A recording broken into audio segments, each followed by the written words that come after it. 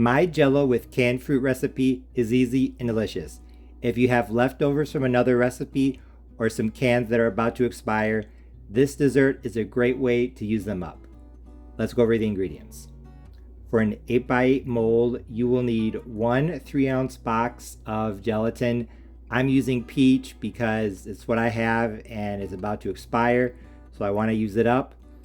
Here I have some leftover canned peaches from another recipe. They were canned in heavy syrup.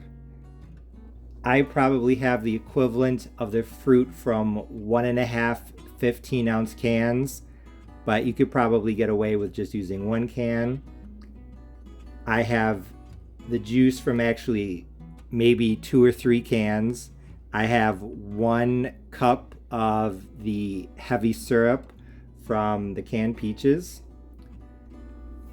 To that, I'm also going to add half a cup of maraschino cherry juice, 1 tablespoon of lime juice, and half of a cup minus 1 tablespoon of just plain water.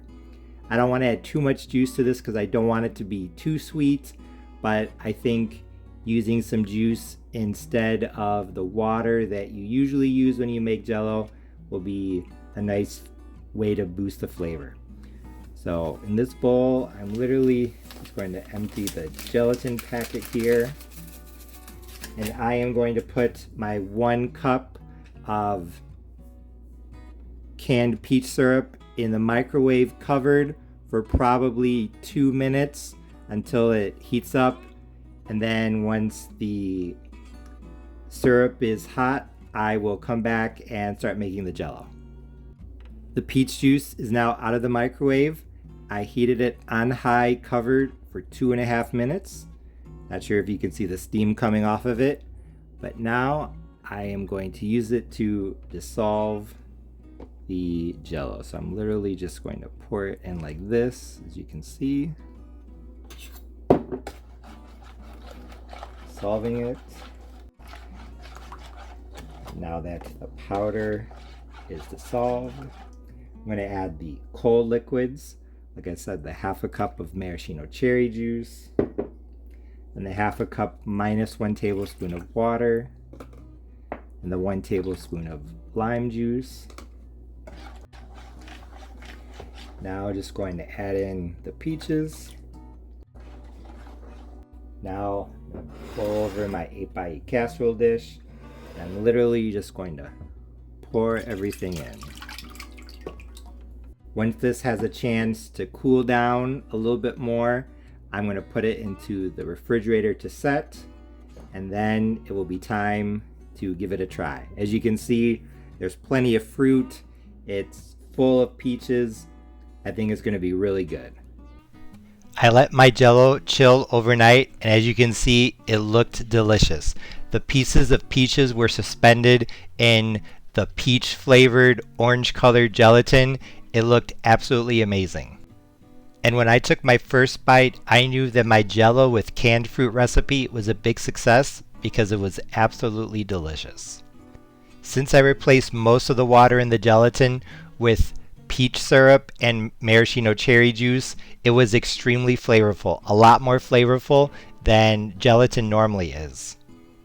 In fact, I was really surprised by how good the combination of peach and maraschino cherry was. I've never heard of a peach maraschino cherry cobbler or that flavor combination being common in other recipes, but I will tell you, it surprised me by how good it was.